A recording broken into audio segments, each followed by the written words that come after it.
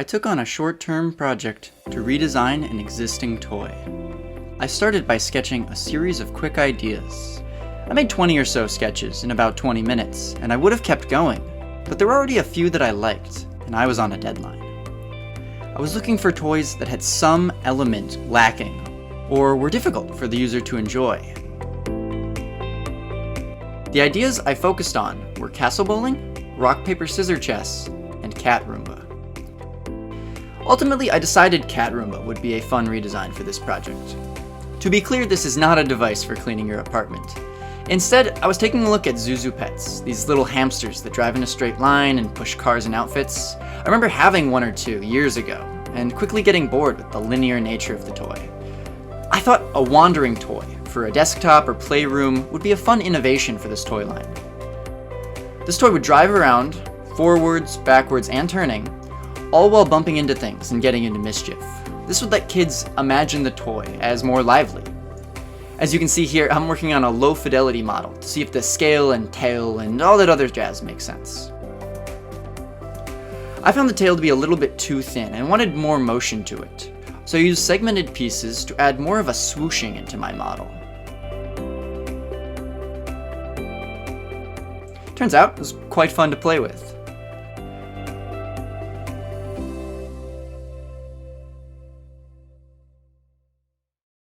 After I was content with the prototype, I jumped into some CAD, bringing more of a gentle curve to the top of the cat, almost like a computer mouse.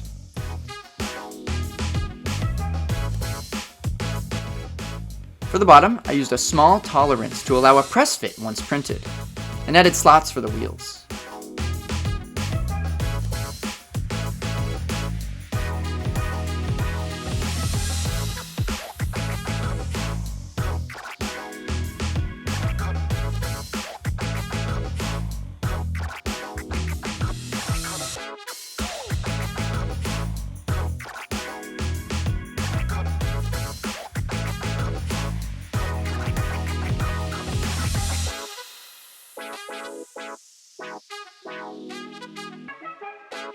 Then came time to send it to the printer, so I ran these overnight and came back in the morning. Here's what would have happened. You'll notice they're in two different colors. I actually had to run a second print. The first one had poor bed adhesion, so only the short parts survived.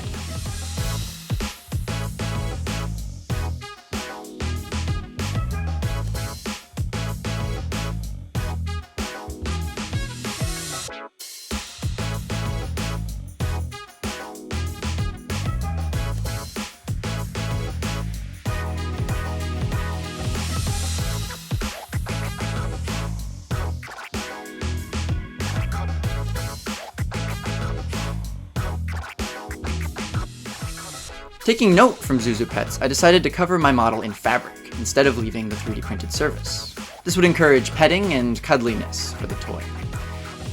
I covered the model in tape and marked off where I wanted my pattern to be.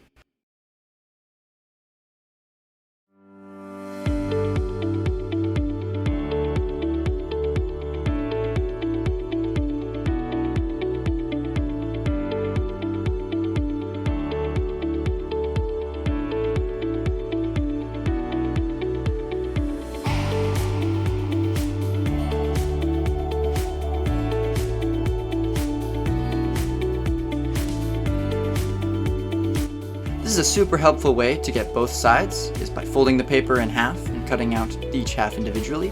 This way you don't have to worry about any asymmetries in your piece.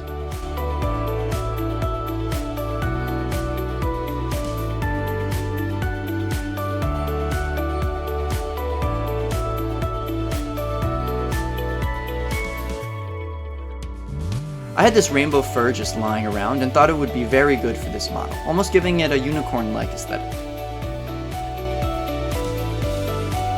I was going to sew it with my sewing machine, but between the two layers and the fur, it ended up being just a bit too thick. It was no trouble at all to sew by hand.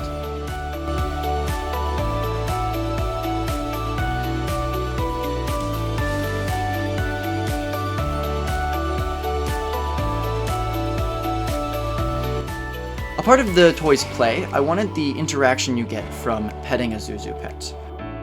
I thought adding a small display board to show you how happy, hungry, and healthy the pet is could draw elements from the popular toy Tamagotchi and really sell the pet's nature.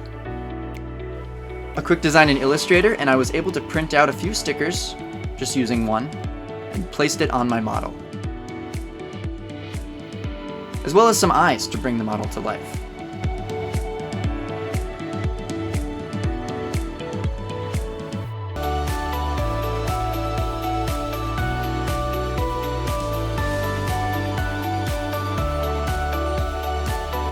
You can see me messing around with the fuzzy pet and tail just because it ended up being so cute. I was very happy with the scale and how well it fit into the palm of your hand.